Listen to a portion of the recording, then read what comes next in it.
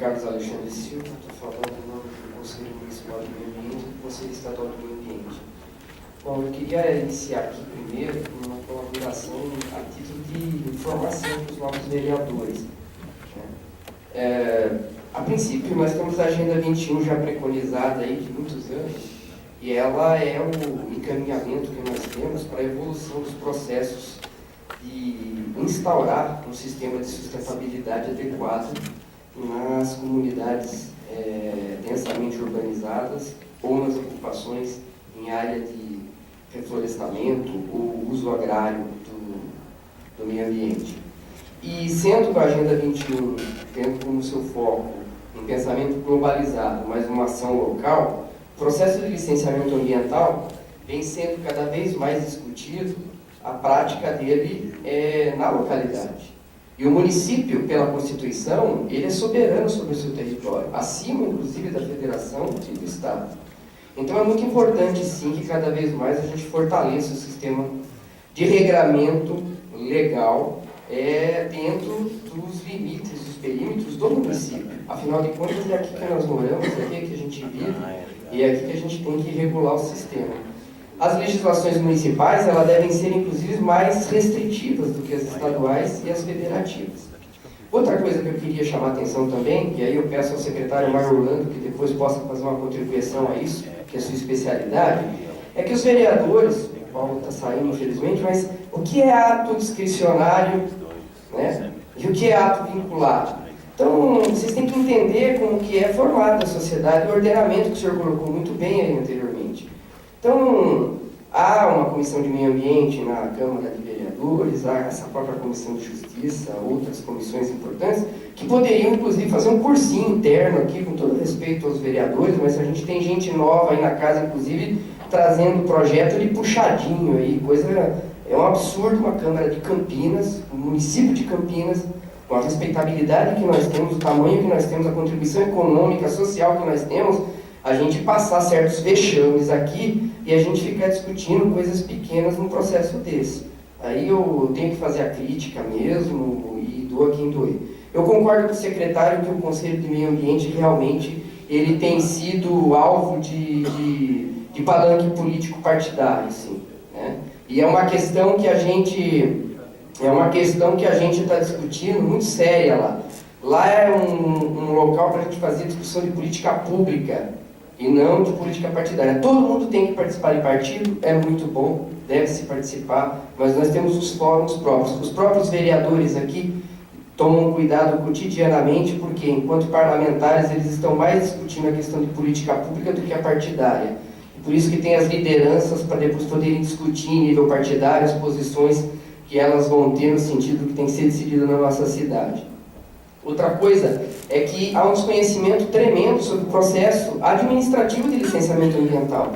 O vereador Paulo Búfalo fala que vai botar um lote em cima de uma nascente só se for um loteamento clandestino, porque o processo de licenciamento ambiental ele preconiza, inclusive, você separar as áreas verdes, áreas de recursos hídricos antes.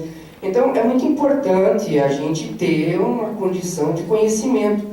A Comissão de Meio Ambiente da Câmara de Vereadores poderia propiciar aos vereadores que não têm essa intimidade com o ato administrativo e numa parceria com a Secretaria, através dos técnicos, trazer o formato de como que é o procedimento de licenciamento ambiental, para a gente inclusive não passar para a população informações equivocadas. Isso é uma questão de educação ambiental também. A gente tem que ter responsabilidade nas coisas que a gente fala. Outra coisa que eu queria trazer aqui para vocês também é o seguinte, a minha contribuição daí na questão da lei mesmo. Nós temos no artigo 1, tem um item...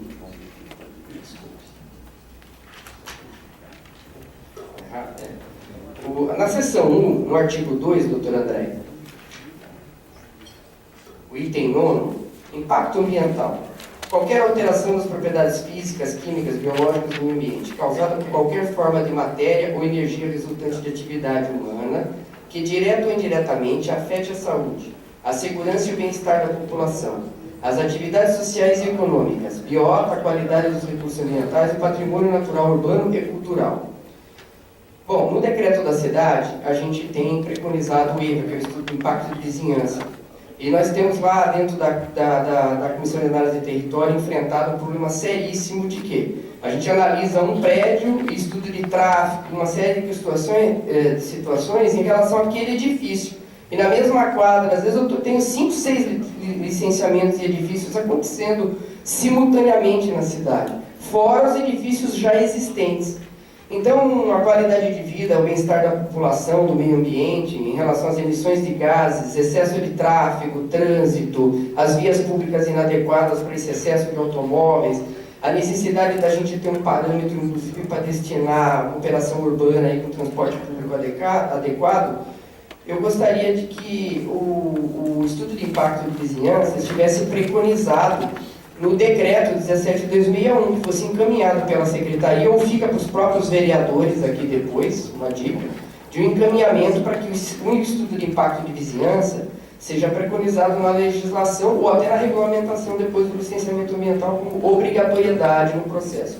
E por último, eu gostaria só de saber, se as ordens de serviços referentes ao licenciamento ambiental do Sr. Andréia hoje, elas estão incluídas naquela cartilha que está sendo publicada. Se não estiver, que ela pudesse ser colocada, porque a ordem de serviço é um outro item importante que ajuda o empreendedor.